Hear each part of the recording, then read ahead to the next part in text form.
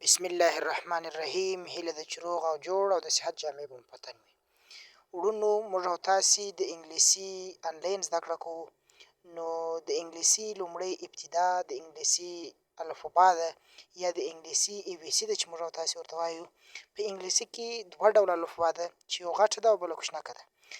غټه یې لومړی A، دوهم B، C، D، E، F، G، H، I، J، K، L، M، N، O، P، Q، R، S، T، U، V، W، X، Y، Z یا زید.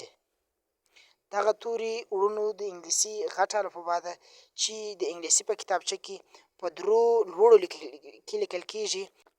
وروسته راځو کوچنکې بي سي ته چې د انګلیسي کوچنکه الفبا ده چې هغه بیا فرق کوي چې ځینې یې په درو لوړو لیکي، ځینې یې په درو لاندې لیکي او ځینې یې د منځ په دوو لیک کې لیکل کېږي.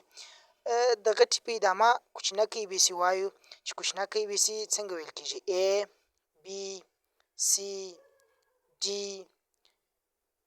E، F، G، H، I، J، K، L، M، N، O، P،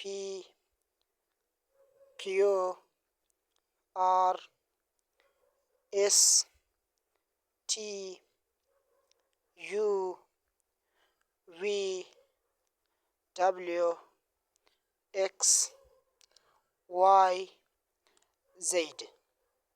دا د انګلیسي ژبې کوچنۍ الفبا ده چې په لیکلو کې د غټې الفبا سره توپیر لري چې ځینې توري یې په درو لوړو لیکي کې د انګلیسي په کتابچه کې، ځینې یې په درو لاندې لیکي کې او ځینې بیا د منځ په دوو تورو کې لیکل کېږي. خو په لیکلو کې د غټې بي سي سره څه فرق لري. او په انګلیسي کې دا د واول توري چې وه 5 دانې وه او کانسونین چې 19 دانې دي او 2 دانې نیم اواز لرونکي یا نیم اواز لرونکي دي چې A، E، I، O، U.